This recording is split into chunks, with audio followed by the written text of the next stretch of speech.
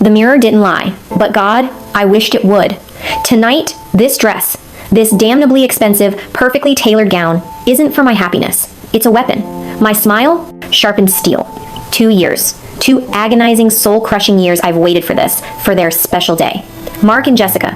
The names still twist in my gut like a rusty knife. Tonight, they celebrate their love. The love they built on the wreckage of mine. They think I've moved on, forgiven, forgotten. They have no idea what's coming. They have no idea the kind of wedding gift I've prepared.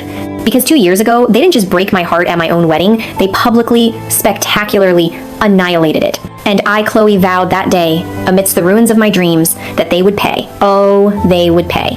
Rewind. Picture it. The perfect California vineyard. Sunlight dappling through ancient oak trees. Rows of blush pink roses perfuming the air. My dream wedding. My wedding. I was radiant, or so everyone said. Floating on a cloud of tulle and naive, blissful love. Mark, my handsome, successful Mark, waited for me at the altar, his eyes, I thought, shining only for me. Jessica, my best friend since kindergarten, my maid of honor, stood beside me, her smile as bright as the bouquet she held, my confidant, my sister in all but blood, or so I believed. The ceremony was beautiful. Heartfelt vows. Tender tears. Mine, mostly. We were about to be pronounced husband and wife. The officiant smiled, ready for the, "You may now kiss the bride." And then Jessica stepped forward. Just stepped forward. Took the microphone. My stomach lurched. This wasn't in the script. "Excuse me, everyone," she began, her voice a little too loud, a little too bright. I have something I need to say, something that can't wait another moment." A nervous titter went through the guests. A surprise speech? A touching tribute? I remember a fleeting, confused smile at Mark. He looked strange, pale, sweaty, not meeting my eyes. Then Jessica turned, not to me, her supposed best friend, the bride, but to him, to Mark, my Mark. "Mark," she said, her voice now trembling with what I sickeningly realized wasn't nerves but some twisted, performative emotion. "I can't let you do this. I can't let us do this. Not anymore. The truth is, Mark and I, we're in love. We have been for over a year. He doesn't love Chloe. He loves me. He wants to marry me." The world tilted. The roses, the sunlight, the smiling faces, it all blurred into a nauseating, spinning vortex. Number. This isn't happening. This is a joke. A horrible, sick joke. But it wasn't a joke. Mark, my fiancé, the man I was seconds away from marrying, didn't deny it. He didn't rush to my side. He didn't tell Jessica she was insane. He just stood there, frozen. Then, slowly, agonizingly, he turned from me, from our vows, from our entire shared future, and walked towards her, towards Jessica. He took her hand. Her perfectly manicured hand, the nails painted the same shade of blush as my roses, and then, in front of everyone, in front of my sobbing mother, my furious father, our stunned, horrified friends, he confirmed it. "She's right," he said, his voice barely a whisper, but loud enough to shatter what was left of my world. I'm so sorry, Chloe. I truly am, but I can't marry you. I love Jessica." Sorry? He was sorry? He just detonated a nuclear bomb in the middle of my life, in front of 200 witnesses, and all he could offer was a pathetic, insincere sorry. The humiliation was a physical blow, knocking the air from my lungs. I think I screamed, or maybe I just swayed. The next thing I remember is chaos. My father, a man of few words but a notoriously short fuse, was trying to lunge at Mark, held back by my brothers. My mother had collapsed into a weeping heap. Guests were gasping, whispering, some openly pointing. The beautiful, perfect wedding I'd planned for over a year, dreamed of my entire life, had imploded, spectacularly, publicly, irreparably, in less than 5 minutes. Mark and Jessica, the happy couple, the architects of my personal apocalypse, were hustled out a side exit by Mark's equally stunned but quickly rallying family, leaving me standing alone at a desecrated altar, my white dress suddenly feeling like a shroud. The dream was dead, and in its place a cold, hard, unquenchable rage began to burn. The days, the weeks, the months that followed were a blur of pain so profound it felt like a constant physical ache. I didn't just lose a fiancé, I lost my best friend. I lost my faith in love, in loyalty, in basic human decency. The shame was a suffocating blanket. Every pitying glance, every whispered comment, every well-meaning but ultimately useless platitude from friends and family felt like another twist of the knife. Mark and Jessica, of course, offered no real apology, no true remorse. Just a few cowardly, self-serving texts about following their hearts and not meaning to hurt anyone, as if publicly humiliating and emotionally eviscerating someone at their own wedding wasn't hurting anyone. They even had the unmitigated gall to post smiling, loved-up selfies on social media within weeks, a blatant, defiant middle finger to my suffering. And that brazen, unrepentant display of their happiness built on the ashes of mine was the spark that ignited the inferno. The pain didn't lessen, it morphed, it crystallized into a single, all-consuming, laser-focused purpose. Revenge. They had taken my happily ever after. Now I would take theirs, I would wait, I would plan. And when the time was right, I would make them understand, truly understand, the devastation they had wrought. They thought they'd won. They had no idea the war had only just begun. My wedding was a tragedy. Theirs? Theirs would be a reckoning. I threw myself into work, into rebuilding some semblance of a life, but the desire for vengeance was a constant, simmering presence beneath the surface. It wasn't a wild, uncontrolled rage anymore. It was colder now, sharper, more patient. I learned to wear a mask of indifference, of having moved on. I even, after a long time, started dating again, though my heart remained a heavily guarded fortress, but I never forgot. I never, for one single day, forgot what they had done. And I watched. Oh, how I watched. Social media was a gift, a window into their curated, picture-perfect world. Their engagement announcement, a year after our aborted wedding, the timing a deliberate cruel twist of the knife, their gushing posts about their soulmate love, each one fueled the fire, sharpened my resolve. They were so confident, so smug, so utterly oblivious to the storm gathering on their horizon. They actually believed I was no longer a threat, just a sad, forgotten chapter in their grand love story. Fools. Utter, contemptible fools. My pain had become my power, my humiliation, my motivation, and I was a far more patient, far more cunning adversary than they could ever have imagined. The invitation to their wedding, when it finally arrived almost exactly 2 years after they destroyed mine, wasn't a surprise. It was an inevitability, a summons. And I, with a smile that didn't quite reach my eyes, RSVP'd, yes. The game was on. 2 years. 2 long goddamn years. To the outside world, I was Chloe 2.0. Stronger, more focused. I'd poured all that shattered incandescent rage into my career, climbing the ladder at the marketing firm with a ruthless efficiency that surprised even myself. I bought a sleek, impersonal condo downtown. I dated. Superficially, cautiously, always keeping a protective wall, quantity on hand, my bruised heart. I even managed polite, if strained, conversations with mutual acquaintances who dared to awkwardly mention Mark or Jessica's continued nauseatingly public happiness. Oh, they're doing so well! Just bought a house in the suburbs. Jessica's pregnant, you know. Each casual remark was another twist of the knife, another log on the pyre of my simmering fury. They thought I'd moved on. They probably even pitied me a little, the poor jilted bride. Let them. Their arrogance, their blissful ignorance was my greatest ally. Because beneath the carefully constructed facade of the healed Chloe, the empowered Chloe, the forgiving Chloe, God, that one almost made me choke, the original Chloe, the one they tried to obliterate at that altar, was very much alive. And she was meticulously, patiently weaving a web, a very sticky, very poisonous web. My revenge wouldn't be a spontaneous, messy outburst like my father's beer-flinging spectacle number. Mine would be cold, calculated, devastatingly public, and utterly, undeniably ruinous. I needed more than just their unhappiness, I needed their humiliation. I needed them to feel even a fraction of the soul-crushing shame they'd inflicted on me. And for that, I needed ammunition. Real, irrefutable, reputation-shredding ammunition. My first instinct in those raw early days had been to hire a private investigator. But PIs are expensive, and their loyalty is, at best, transactional. Besides, this was personal, deeply personal. I needed someone with skin in the game, or at least someone who understood the particular brand of betrayal I'd endured. And then I remembered Alex Chen. We'd been in the same accelerated tech program in college, a quiet, unnervingly brilliant coder who mostly kept to himself but had a razor-sharp mind and an almost preternatural ability to unearth digital secrets. He also, as I vaguely recalled, had a very public, very messy falling out with Mark over some collaborative project Mark had allegedly stolen credit for. A long shot, maybe, but worth a try. Finding Alex again took some digging, but the internet, as they say, never forgets. He was running a small, discreet cybersecurity consultancy out of a nondescript office park on the outskirts of Seattle. Our first meeting was interesting. He listened to my story, his expression unreadable, as I laid out the bare, ugly facts of my wedding day disaster. When I was done, he just nodded slowly. Mark Reynolds, he said, his voice flat. Yeah, I remember him. Ambitious, entitled, not nearly as smart as he thought he was. And Jessica Albright, right? Always a climber. He paused, then looked at me. A flicker of something. Understanding? Shared animosity in his usually impassive eyes. What exactly are you proposing, Chloe? I told him. I wanted everything. Every digital skeleton in their closets. Every illicit text. Every questionable email. Every hidden bank account. Every compromising photo. I wanted to know their lives inside and out. Their public facades and their private, dirty little secrets. I wasn't just looking for dirt. I was looking for dynamite. Alex didn't flinch. He named his price. Steep, but not unreasonable for the kind of deep dive I was asking for. And one more thing, he added, a ghost of a smile playing on his lips. For Reynolds, I'll give you a 20% old acquaintances discount. It was the first time I genuinely smiled in months. The alliance was forged. Alex was a goddamn digital ghost, a phantom in the machine. And Jessica Albright, it turned out, was not the radiant, devoted fiancée she portrayed herself to be on her sickeningly sweet Instagram feed. Oh no, Jessica was a player. A serious high-stakes player, Alex's initial deep dive into her online footprint, her deleted accounts, her archived messages, painted a picture of a woman who collected men like designer handbags. There were suggestive, late-night text exchanges with her married boss at the boutique PR firm where she worked, flirtatious DMs with an old college flame who was now a minor league baseball player, even a series of increasingly desperate, pleading messages from a client whose marketing campaign seemed to involve a lot more after-hours strategy sessions at upscale hotel bars than actual work. And Mark, it seemed, was either blissfully, idiotically unaware, or, more disturbingly, perhaps willfully blind. He was so enamored with his trophy fiancé, so invested in the narrative of their perfect love story that had triumphed over adversity, the adversity of course being me, that he simply didn't see, or didn't want to see, the glaring red flags waving frantically in his face. This was good. This was very good. Jessica, the blushing bride-to-be, was a serial cheater. That alone would be enough to cause a delightful little scandal at their wedding. But Alex, bless his meticulous data-mining heart, didn't stop there.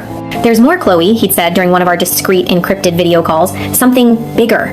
And it looks like Reynolds might be in on this one, whether he knows the full extent of it or not. My interest piqued. Bigger how? Alex then proceeded to lay out a complex, almost unbelievable trail of financial breadcrumbs. It seemed Jessica, with Mark's apparent, if perhaps unwitting complicity, had been involved in a series of rather questionable investment opportunities. Through a company that appeared to be little more than a shell corporation, registered offshore, there were large, unexplained cash deposits into joint accounts, followed by equally large, equally unexplained wire transfers to anonymous entities. There were documents digitally signed by both Mark and Jessica pertaining to high-risk, high-yield overseas ventures that screamed scam to anyone with half a brain. "I can't prove it definitively without a full forensic audit, which is beyond my scope here," Alex cautioned, "but this has all the hallmarks of a money laundering operation, or at the very least, some seriously shady tax evasion, and Jessica seems to be the primary architect. Mark looks more like the useful, easily manipulated idiot signing whatever she puts in front of him because he's either too stupid, too greedy, or too lovesick to ask the right questions." My God, it was better, juicier, more catastrophically ruinous than I could ever have hoped for. Not only was Jessica a faithless cheat, but she was also potentially a criminal. And she was dragging Mark, my former fiancé, the man who had stood by and watched her destroy me, right down into the muck with her. The irony was almost too delicious. The 2 years leading up to their wedding crawled by with an agonizing slowness, yet also, in a strange way, flew by in a blur of covert operations and meticulous planning. Alex continued to feed me a steady stream of information, each new revelation another nail in Jessica's and Mark's coffin. We compiled everything: screenshots of incriminating texts, copies of damning financial statements, even a few blurry but suggestive photos of Jessica with her boss entering a boutique hotel known for its discretion. We cross-referenced dates, times, locations. We built a timeline, a narrative of deceit, infidelity, and potential criminality. My wedding gift was taking shape, evolving from a simple desire to humiliate into a full-blown multimedia expose. I even started taking video editing classes online late at night after long days at work, learning how to splice together clips, add text overlays, choose the perfect dramatic background music. It was, I told myself, a new hobby, a productive way to channel my creative energies. Then, one crisp October morning, it arrived. The thick, cream-colored envelope, embossed with their intertwined initials in a disgustingly twee gold script. The wedding invitation: "Mark Reynolds and Jessica Albright request the pleasure of your company." My hands didn't even tremble as I opened it. There was no shock, no fresh stab of pain, only a cold, hard, almost exhilarating sense of anticipation. The date was set, the venue chosen a pretentious, overpriced country club, naturally. My moment was coming. Alex and I went into overdrive. We finalized the video, a masterpiece of character assassination, if I did say so myself. It started innocently enough, a saccharine slideshow of Mark and Jessica's happiest moments, all carefully curated from their public social media, of course, set to some nauseatingly romantic pop song. Then, the music would scratch, the images would flicker, and the truth, in all its ugly, unvarnished glory, would begin to unfold. The texts, the photos with other men, the shady financial documents, simplified and highlighted for maximum impact. It was, I had to admit, a work of art, a symphony of destruction. The week before the wedding, however, a strange thing happened. A flicker of something. Doubt, hesitation. I was looking at an old photo album, one from high school. Me and Jessica, arms slung around each other, goofy grins, a lifetime of shared secrets and silly inside jokes in our eyes. Before Mark, before the betrayal, before the all-consuming rage. For a fleeting, disorienting moment, I remembered the girl she used to be, the friend I used to love. And a wave of, not forgiveness, never forgiveness, but a kind of weary, profound sadness washed over me. Was this really who I had become? Someone capable of such calculated public cruelty? Someone whose sole focus for 2 years had been the meticulous orchestration of another person's downfall? The thought was unsettling. I pushed it down hard. They deserve this, I told myself, my voice a harsh whisper in the silent apartment. They brought this on themselves. They destroyed me. This isn't cruelty, this is justice. This is balance. But the flicker, the tiny, unwelcome ember of doubt lingered, a ghost at the edges of my resolve. I almost called Alex. Almost told him to call it off. But then I remembered my wedding day, the stunned faces, the whispers, the crushing weight of humiliation, my mother's tears, my father's fury, and Jessica's triumphant, smug smile as she walked away with my fiancé, my future, and the cold, hard rage returned. Stronger, sharper, more focused than ever. The doubt was extinguished. The die was cast. My wedding gift was wrapped and it was ready for delivery. The day of their wedding dawned bright and clear, a perfect California autumn day, the kind that mocks you with its beauty when your insides are a roiling cauldron of ice and fire. I chose my dress with surgical precision, a sleek, blood-red sheath that hugged every curve, a stark, deliberate contrast to the virginal white I'd worn and they'd desecrated 2 years prior.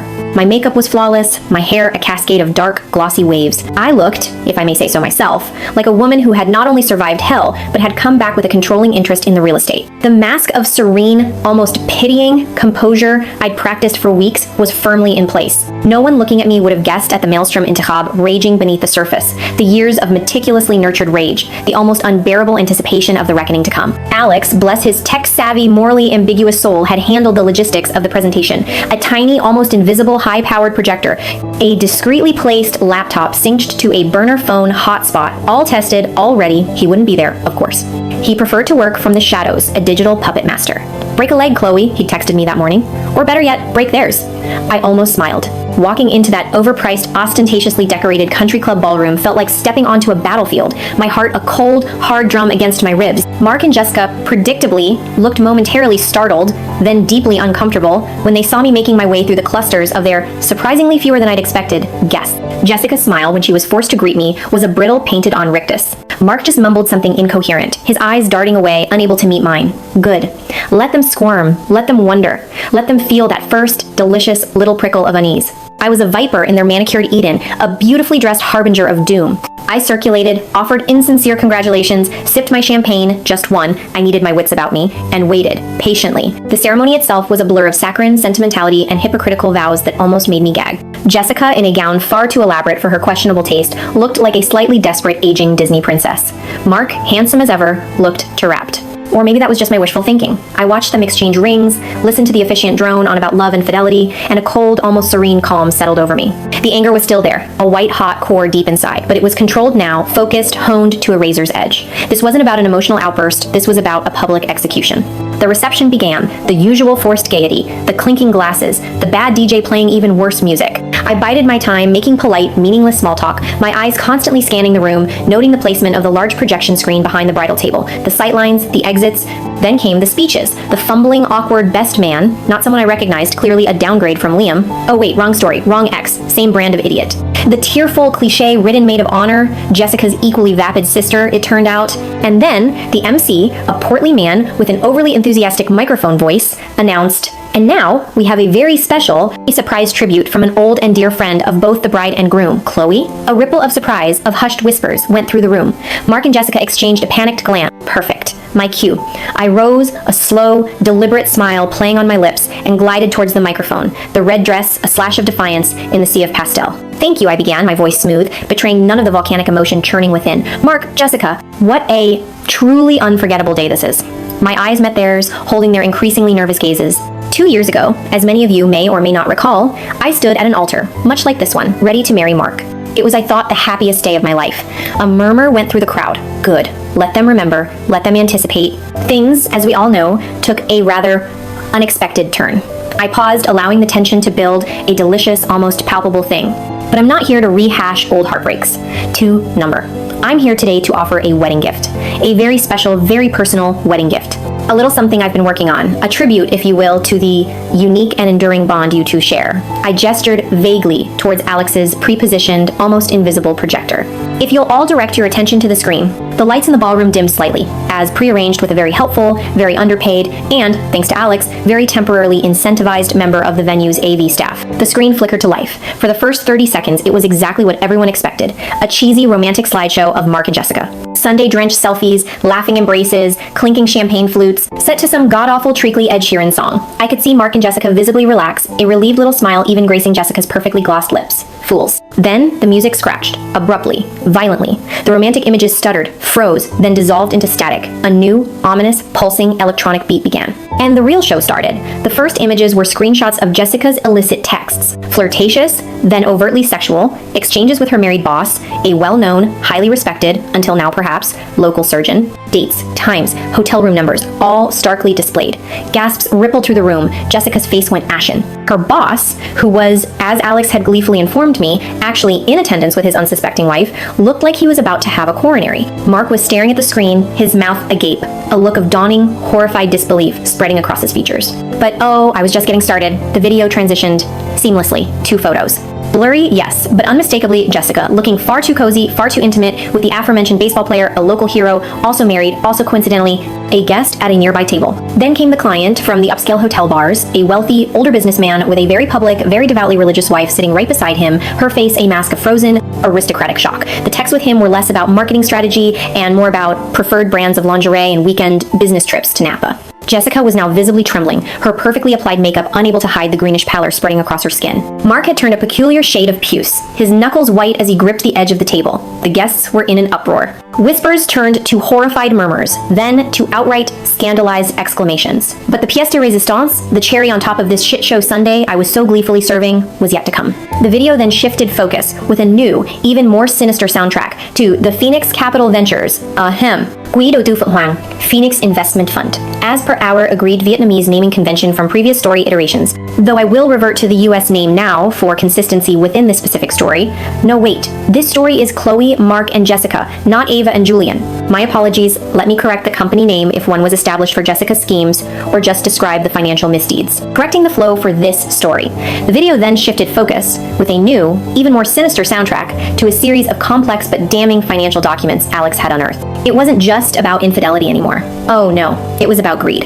About potential fraud. It detailed a series of offshore accounts Jessica had set up, funneling consulting fees from shell corporations. It showed property deeds in resort locations under names that weren't quite hers, but were suspiciously close. And then, the kicker. A digitally signed document, clearly bearing Mark's signature. Forged, perhaps? Or was he in on it? A. Authorizing Jessica as the sole beneficiary of a very substantial, very recently acquired life insurance policy on him. Another document showed Mark co-signing on a series of high-interest, unsecured business loans for ventures that seemed to exist only on paper, ventures linked directly back to Jessica's shadowy offshore dealings. The implication was clear, chilling, and utterly ruinous. Jessica wasn't just a cheater, she was a predator, systematically isolating Mark financially, potentially even setting him up for a far more permanent kind of exit. The camera I'd asked Alex to discreetly train on the bridal table captured it all. Mark staring at Jessica, no longer with shock, but with a look of dawning, utter terror and betrayal that almost made me feel a sliver of pity for him. Jessica, for her part, looked like she was about to faint. Her mother was openly weeping. Her father was yelling, incoherent with rage. Mark's parents looked like they'd seen a ghost. The room had descended into utter, glorious chaos. People were shouting, pointing. Some were even getting up to leave, their faces masks of disgust. The bad DJ had wisely cut the music. The string quartet had long since packed up and fled. And me? I stood there, at the microphone, a small, satisfied smile playing on my lips. I let the video run its full, devastating course, every damning piece of evidence displayed for all to see. When it finally ended, the screen going black, a profound, shocked silence fell over the remaining guests. I raised the microphone again, my voice calm, clear, and carrying easily through the stunned stillness. Well, I said, my gaze sweeping across the wreckage of their perfect day, lingering for a moment on Mark's ashen face, on Jessica's tear-streaked, utterly broken one. It seems till death do us part might come a little sooner than you both anticipated, Jessica. Or perhaps, Mark, you should have read the fine print on that life insurance policy a little more closely. I paused, letting the implication hang heavy in the air. As for wedding gifts, I believe this one is rather unforgettable, don't you think? A perfect reflection of the integrity of your union. I placed the microphone gently back on the stand, and then, with a final, lingering look at the devastation I had wrought, a look that conveyed not triumph, not joy, but a kind of cold, hard, empty satisfaction, I turned on my heel, my red dress, a final, defiant flourish, and walked out of that ballroom, out of that country club, out of their shattered lives, and, I hoped, finally, out of the suffocating shadow of their betrayal. The drive home was quiet. The adrenaline, the years of pent-up rage, the meticulous planning, it had all culminated in that one explosive public act of vengeance. And now there was just an emptiness. A strange, hollow calm. Had it been worth it? Seeing their faces, their perfect world crumble around them? Yes, a dark, undeniable part of me reveled in it, savored the exquisite, long-awaited taste of their public humiliation. It was justice, of a sort. A brutal, Old Testament kind of justice. But did it heal the wounds they'd inflicted on me? Did it erase the pain, the shame, the lost years? Of number. Of course not. Some scars, I was beginning to understand, never truly fade. They just become a part of who you are. As I pulled into my own driveway, the first rays of dawn were beginning to paint the sky. A new day, a new chapter. I had faced my demons, exorcised them in the most public, dramatic way imaginable. I had taken my revenge. And it had been, in its own terrible, twisted way, satisfying. But as I walked into my quiet, empty apartment, the silence no longer felt oppressive. It felt clean, scrubbed raw. The air was clear. The future, for the first time in 2 long, agonizing years, felt like a blank page waiting to be written. And this time, I, Chloe, would be the sole author of my own story. No more villains, no more victims, just me. And whatever came next, it wasn't happiness, not yet. But it was, I realized with a startling clarity, something very much like peace. A hard won, battle-scarred, and finally, blessedly, peace.